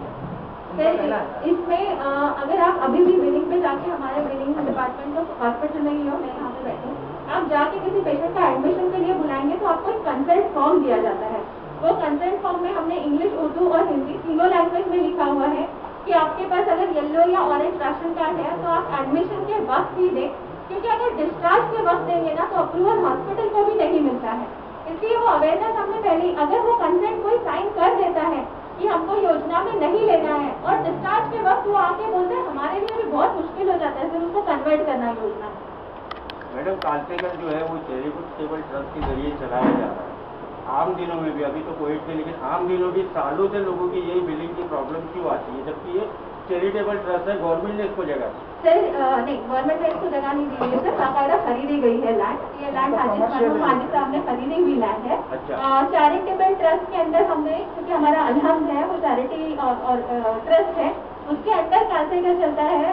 मैं आप सबसे गुजारिश करूंगी कि एक बार आप चैरिटी कमिश्नर के नॉर्म्स पढ़ लीजिए। चैरिटी कमिश्नर के नॉर्म्स में कहा जाता है कि आपके 10% बेड जो है उसमें फ्री इलाज होना चाहिए। अगर आज कांसेकर हॉस्पिटल 100 बेड का है तो 10 बेड जो है वो फ्री में इलाज होते हैं। वो फ्री इलाज होता है। जो भी आपका साल की कमाई होती है, अगर महीने की कमाई 50 लाख कांसेकर की है तो उसमें से 2% यानी 1 लाख रुपीज का फ्री ट्रीटमेंट पेशेंट को देना चाहिए। वो बाकायदा हम देते हैं। 100% फ्री नहीं है। ये 90 बेड्स जो है ये हम एज पर कॉर्पोरेट या as per private hospital charge कर सकते हैं। मतलब लोग ये समझ जाए कि ये चैरिटेबल नहीं है, यहाँ पे मतलब महंगा ही इलाज होगा, 10% लोगों का सस्ता इलाज होगा, 10% लोगों का फ्री इलाज होगा, बाकी लोगों को जो जो रेगुलर चार्जेस है ma'am pending question of Raju Ansari. हाँ बस वही कंप्लीट कर, कंक्लूड कर। राजू अंसारी क्या हुआ था, एग्जैक्ट क्या है क्या नहीं? हाँ, सियासत क्या थी? प्रेस कॉन्फ्रेंस थी, आप सब लोग थे वहाँ पे। जो ऑनरेबल मिनिस्टर हमारे जितेंद्र आवाज साहब हैं, उनकी प्रेस कॉन्फ्रेंस चल रही थी। तकरीबन 20-25 मिनट के सेशन क्वेश्चन आंसर हुए। उस वक्त फोन मेरा हाथ में ही था, बट फोन मेरा बजा नहीं था, या बजा भी था तो मैं उठा नहीं पा रही थी। प्रेस कॉन्फ्रेंस से मैं निकली कुछ 10 बजे, उसके बाद मैं घर पहुंची तो 11-11:15 बजे के करीब मुझे फोन आया। उसके पहले शायद उन्होंने आसिफ मोमिन को और इमरान को फोन किया हुआ था कि किसी पेशेंट को उनको एडमिट कराना था। आईसीयू में बेड अवेलेबल है या नहीं है। अभी टू बी वेरी फ्रैंक, मैं खुद हॉस्पिटल में नहीं जाती हूँ बिकॉज ऑफ माई प्रेगनेंसी। मैं बाहर बैठ के ऑपरेट करती हूँ। ये बच्चे लोग रहते हैं फील्ड पे रहते हैं। अगर आप मुझे पूछेंगे बेड है या नहीं है तो मुझे भी वो आरएमओ को पूछ के ही आपको जवाब देना पड़ता है। मैं खुद नहीं बता सकती हूँ कि बेड अवेलेबल है या नहीं है। तो पहला सवाल था कि पेशेंट एडमिट करना है। मैंने बोला ठीक है, मैं आपको पूछ के बताती हूँ। फिर उनका ऐसा था कि मैडम आपका जो है एक पार्टी को लेके ज्यादा फेवरिज्म कर रहा है, जबकि सब लोग जानते हैं कि मैं अवार्ड साहब से या शमीम साहब से जो भी है, कोविड के पहले हम लोग ज्यादा ताल्लुकात में नहीं थे, क्योंकि मुमरा हमारा एक ही हॉस्पिटल है तो कोविड हॉस्पिटल किया गया था। मुमरा के लोगों के लिए ऑप्शन नहीं था, इसलिए अवार्ड साहब ने कुछ मेडिसिन को लेके, या जो एयरवो मशीन है थाने में सिर्फ कालसेकर हॉस्पिटल है जिसमें वो high flow nasal cannula available है। तो ये चीजें डिस्कशन होती थी साहब से, क्योंकि वो खुद फोर्टिस में रह के आए थे, वहाँ के उनको प्रोटोकॉल पता था। तो खालिद सर को जैसे पंडित सर से बात कराना है, ये सारी चीजों के सिलसिले में साहब से हमारी बात होती रहती थी। तो उसमें ऐसा इल्जाम आया कि आपका रुझान एनसीपी को लेके या किसी एक पार्टी की तरफ ज्यादा है, तो ये कालसेकर के लिए अच्छा नहीं रहेगा। आप तो सीईओ है, फिर आपका जो होगा वो होगा, तो कालसेकर के लिए भी ये ठीक नहीं रहेगा। तो मुझे ये बात अच्छी नहीं लगी, क्योंकि ऐसा कुछ है नहीं, हम किसी पार्टी को लेके एक तरफा नहीं है। मुझे वसीम साहब के भी फोन आते हैं और निरंजन जावकरे सर हैं, उनके भी फोन आते हैं। मुझे एमआईएम से डॉक्टर फैजी है, उनके भी फोन आप से डॉक्टर फैजी है। तो ऐसे काफी सारे पार्टीज के फोन आते हैं, क्योंकि हमारा एक ही मल्टी स्पेशलिटी हॉस्पिटल है, तो फेवरिज्म हमने कभी नहीं किया। तो मैम वो हॉस्पिटल तोड़फोड़ करने की जो धमकी वाली बात थी, आपको पर्सनली धमकाने वाली बात थी, उसमें कितनी सच्चाई है? कि तोड़फोड़ करने की बात उन्होंने नहीं की थी। उन्होंने सिर्फ ये बोला था कि ये ठीक नहीं रहेगा आपके लिए या हॉस्पिटल के लिए। और मेरी स्टेटमेंट अगर आप पुलिस में चेक करेंगे तो मेरी स्टेटमेंट भी यही थी कि मेरे को ये बात हुई थी कि ठीक नहीं रहेगा आपके। देखिए मैं उम्रा की नहीं हूँ, तो ऑफकोर्स मुझे भी डर लगेगा। कोई अगर ऐसा बोलता है, मैं रात में 9 बजे जाती हूँ, अकेली जाती हूँ, ड्राइवर नहीं है, तो उस हिसाब में एज अ प्रिकॉशनरी मैंने कंप्लेन की है, बाकी कुछ पहले आपने एमसी की, फिर एफआईआर करवा दी, वो किसके बोलने पे किया? किसी के बोलने पे नहीं किया गया था। पहले एमसी हुई थी, फिर मैं वापस हॉस्पिटल पहुंची तो मुझे वापस फोन आया था सर साहब का कि हमने राजू भाई को भी वहाँ पे बुलाया है, तो आप आइए यहाँ पे और थोड़ी सामने सामने बात कर लेते। जब सामने सामने बात हुई तो फिर ऐसे हुआ कि नहीं ठीक है एमसी मत कीजिए, अभी आप एफआईआर कर सकते हैं, क्योंकि वहाँ पे सामने सामने बात हो चुकी थी। तो क्या था, अनफॉर्चुनेटली मैं आईफोन यूज करती हूँ तो मेरे पास कॉल रिकॉर्डर नहीं है, वरना वो भी वहाँ सामने साफ हो जाता है। मैडम ये बात इतनी बड़ी नहीं थी कि मतलब उनके ऊपर एफआईआर दर्ज, ये तो अपनी जगह टेबल टॉक से भी खत्म हो सकती थी बात। फिर बात एक बात की होती तो हो जाता था, बट ऐसा हम लोगों को बार बार हो रहा था। हमारे यहाँ पे आके काफी लोग बिलिंग में क्या कल का मसला है, कल आके बीच में 100-150 लोग जमा थे, लेकिन ऐसा कुछ वारदात हुई नहीं है। जमा होना करना, राजू अंसारी को हम जानते हैं, आपको भी हम जानते हैं, लेकिन मेरा बोलने का मतलब यह है कि ये बात जो है कहीं ना कहीं बैठा के भी सुलझा जा सकती थी। पुलिस स्टेशन में एफआईआर वो भी दूसरे दिन, ये करने का मतलब क्या था? दूसरे दिन इसलिए क्योंकि रात में 11:30 की बात थी, और 11:30 बजे तो मैं पुलिस स्टेशन नहीं जा सकती थी, तो नेक्स्ट डे मॉर्निंग जब मैं 10 बजे तो मैं पुलिस स्टेशन चल गई। दूसरा ऐसा इंटरफेरेंस हर लोगों का बहुत ज्यादा हो रहा था। परसों की भी बात है, एक बीजेपी के मिस्टर बिलाल, उन्होंने आके काउंटर वाले से मेरे बिलिंग की लड़की से पैसे छीन लिए। तो ये चीजें हम लोग हद से ज्यादा बर्दाश्त नहीं कर सकते। कोविड में ऐसा हम भी हमारी फैमिली छोड़ के यहाँ आ रहे हैं, तो हमारे ये चीज पैसे छीन लिए, तो ये चीज आपने पुलिस स्टेशन में बिल्कुल किया है रात। हाँ बिल्कुल, एसीपी तक गया है सर लेकर। कल का हादसा है ना, तो आज होगा। ये तो बड़ी बात थी, बिल्कुल होगा सर, आज वो भी एफआईआर होगी। आज एसीपी घोसालकर साहब को लेटर भी भेजा हुआ है हमने, एसीपी घोसालकर साहब से भी। या जहाँ जहाँ स्टाफ की सिक्योरिटी का सवाल आएगा वहाँ बेशक मैं पुलिस स्टेशन का जाऊँ। कोई आखिरी बात, जो बिलाल कौन सी पार्टी के जो हादसे हुए लोगों की मौतों के वक्त, उस वक्त जो उनके घर वालों का, उनके रिश्तेदारों का आउटरीच था, तो उस वक्त हमने देखा कि आपके पास है ना कुछ ऐसे चेहरे यहाँ पर as a bouncer, as a security के नाम पर खड़े किए गए थे जिनको बात करने की भी तमीज नहीं थी, जो उन लोगों के दुख को समझ नहीं पा रहे थे। ठीक है, मेडिकली क्या रीजन है, क्या उनको गलतफहमी है, वो एक अलग मुद्दा है, लेकिन कम से कम उनसे बात तो ठीक से की जाए। तो ऐसे लोगों को आपने एज ए सिक्योरिटी क्यों प्रोवाइड किया? एक ही पक्ष के हमने चेक किया हुआ है, काफी सारे नए चेहरे भी आपको दिखे, जहाँ पे हमको लगा कि हमारी कमियां हैं, वहाँ पे हमने इम्प्रूवमेंट किया। बट इसका मतलब ये नहीं होता कि कोई भी आएगा और हमारे तो आप पॉलिटिकल गुंडों को कैसे खड़ा कर देंगे? पॉलिटिकल गुंडे जिनको कहा जाता है, पॉलिटिकल गुंडे हमारे थे ही नहीं। कौन पॉलिटिकल गुंडे? अब जिस तरह से वो लोग कर रहे हो तो गुंडे ही है ना। हाँ, आप कर नहीं सकते, हमारे पास तो रिकॉर्ड है, वो पॉलिटिकल पार्टी से ही जुड़े हुए, सब पॉलिटिकल पार्टी से ही है। पूरी शूटिंग है हमारे पास। आपके यहाँ सिक्योरिटी के लिए पॉलिटिकल गुंडे आपने क्यों रखी है? मैम एक बात सुनिए, हम लोग सबके सब यहाँ पर जर्नलिस्ट हैं। हमारे शहर में इकलौता एक कोविड का हॉस्पिटल है, इसकी सेंसिटिविटी को भी हम लोग भी समझते हैं। हम भी लोग समझते हैं। ठीक है, मेडिकली क्या रिक्वायरमेंट है वो भी हम समझते हैं। हम आम लोगों की तरह आप लोगों पर जो है किसी भी तरह के बेतार आरोप नहीं लगा रहे, लेकिन जो कमियां, जो फेल्यूअर्स हमको दिखाई दिए, आज आपने प्रेस मीट किया, आज आपने इतने लोगों से बात की, तो हमारा काम है कि वो चीजें आपके सामने रखना। इट्स बेटरमेंट ऑफ कालसेकर, हम इसके लिए कह रहे हैं। Thank you for that. मैं एक चीज और बोलना चाहूँगा। देखो, हम लोग पिछले ऑलमोस्ट 2.5 महीने से कंटिन्यूअस काम कर रहे हैं। एक दिन भी ऐसा नहीं है हम लोगों ने छुट्टी ली। हमको भी अच्छा नहीं लगता है जिस तरह से पेशेंट की कंडीशन चल रही है। तो it is also frustrating for us. और आप यकीन नहीं मानोगे, हमारी फैमिली से हमको कितना प्रेशर रहता है। प्रेशर है कि आप इतना मत काम करो, कुछ होगा तुम्हारे को तो बाकी लोग का तुम देख लोगे, हमारे लिए तो तुम ही हो ना। बेशक बेशक। तो इस तरह से ये जो लोग आके जो कियोस क्रिएट करते हैं ना, वो हम लोग बहुत फ्रस्ट्रेट कर देता है कभी कभी। तो थोड़ा सा हम लोग को भी समझे कि हमको भी तकलीफ होती है इन सब चीज़ों से, हमारा भी मॉरल डाउन होता है। नहीं, तो इसका मतलब ये नहीं कि एक पॉलिटिकल गुंडों को खड़ा कर दिया, ये क्या मतलब हुआ?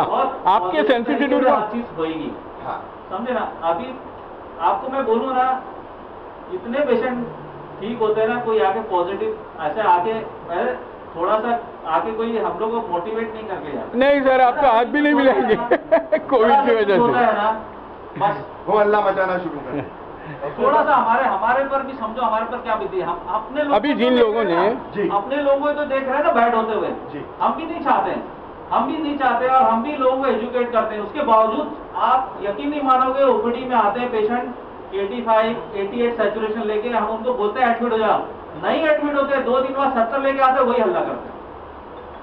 डॉक्टर साहब, मेरा एक आखिरी सवाल ये है, मैडम, जो अभी सर ने बात कही कि आप लोग की तकलीफ से गुजर रहे, और शुरू से कोशिश नहीं गई कि पेशेंट के साथ में जो है एक तरह से तालमेल उनको बताया जाए, कमी आपकी भी कुछ रहेगी और पेशेंट जो रहता है वो, जैसा कि अभी वार्ड के अंदर बहुत से लोगों की शिकायत है कि हम तो कोविड है जा नहीं सकते, लेकिन हमारे पेशेंट का क्या हाल है, तो उसका कोई सोल्यूशन निकल सकता है? जैसे कि आप नहीं सर, ऐसी बात नहीं है। रोज 3 बजे आप आके देख सकते हैं, खालिद सर और जितेंद्र मिश्रा सर नीचे बैठे रहते हैं, हर एक रिलेटिव से डेली काउंसलिंग होती है। अनफॉर्चुनेट पार्ट क्या है कि एक पेशेंट के लिए 100 लोग फोन करते हैं।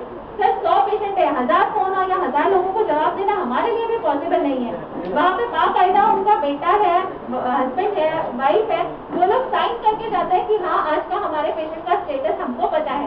उसके बाद भी मेरे आने वो है बच्चे दिन भर फोन पे लगे रहते हैं। सर क्लिनिकल मैनेजमेंट करेंगे या फोन पे रिश्तेदारों को जवाब देंगे? तो काउंसलिंग होती है। अच्छा, एक आखिरी, ये लोगों को किस तरह से एहतियाती तदाबीर पे अमल करना चाहिए उसके बारे में बता दीजिए, और पॉजिटिवली एकदम जाने दीजिए उसको। मुझे लास्ट 1 मिनट बोलना है। हाँ जी सर, 1 सेकेंड। हाँ बोलिए। जब हम बोलते हैं सीवियर कोरोना, मतलब रूम एयर पे जो सैचुरेशन 99 रहता है, अगर वो 94 के नीचे है वो सीवियर कोरोना है। 94 आपका मेरा रहेगा, हम नॉर्मल रहेंगे। बट कोरोना का पेशेंट 94 पे सीरियस है। ये ICMR ने डेफिनेशन दिया है, ये WHO ने डेफिनेशन दिया है। पब्लिक टाइम पे नहीं आती, पब्लिक आती है डायरेक्ट मशीन पे। तो अगर पब्लिक डायरेक्ट मशीन पे आएगी 50 बचेंगे, 50 नहीं बचेंगे। अब ये बता दीजिए घर में एहतियात क्या करनी चाहिए? कुछ भी कर दो सर, टाइम पे अस्पताल आना है। You can not. नहीं, कोरोना होने से पहले क्या करना कुछ चाहिए? भी नहीं, mask. This is airborne virus, this is an airborne virus. जो लोग 3-3 महीना भी घर से नहीं निकले हैं, हो सकता है उनके घर में कोई नहीं जाता हो, तो भी हो गया है उनको। क्यों? Because it is an airborne virus. हो सकता है उनके बाजू वाले में घर में निकला होगा, हो सकता है उनके बिल्डिंग में किसी को निकला होगा। It is an airborne virus. 94% is normal, but 94% for a corona patient is severe corona. तो पब्लिक को आप सिर्फ एक ही चीज बोलिए, जो ऑक्सीजन नहीं लगता है जिस मरीज को, जो टाइम पे आता है, उसका सीधा 2 लाख 4 लाख 10 लाख का बिल बनेगा यार, वो 50,000 में ठीक होके जाएगा। वो सरकार के 25,000 में ठीक होके जाएगा। टाइम पे आता ही नहीं कोई, 10 दिन घर पे निकाल देते हैं। सीरियस होने के बाद आने के बाद you can not blame doctors. हमारा 8 स्टाफ पॉजिटिव हुआ था, अभी हमारी रिस्पॉन्सिबिलिटी, हमने उनको ठीक किया। लेकिन अगर उनमें से एक की भी मौत हो जाती, कोई जिम्मेदारी लेता था? नहीं लेता था। सबको अपनी जान प्यारी है। अगर टाइम पे आएंगे तो 100% बचेंगे, जो टाइम पे नहीं आएगा फिर उसके ऊपर फिर अल्लाह मालिक है, जैसे आप बोलते हैं।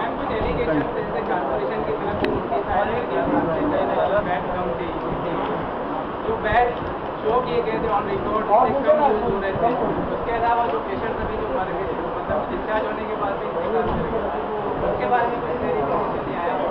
डिस्चार्ज होने के बाद इंतकाल हुआ, ऐसा तो कोई पेशेंट हमारे पास था नहीं। बेड का जहाँ तक था, पहले 100 बेड थे, लेकिन हमने उसको 140 किया था क्योंकि मुद्रा में काउंट बढ़ गया था।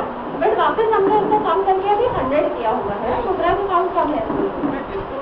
कॉर्पोरेशन के रिकॉर्ड पे ज्यादा है और यूज हो रहे कम, उससे नोटिस वगैरह तो बहुत गलत प्रैक्टिस है।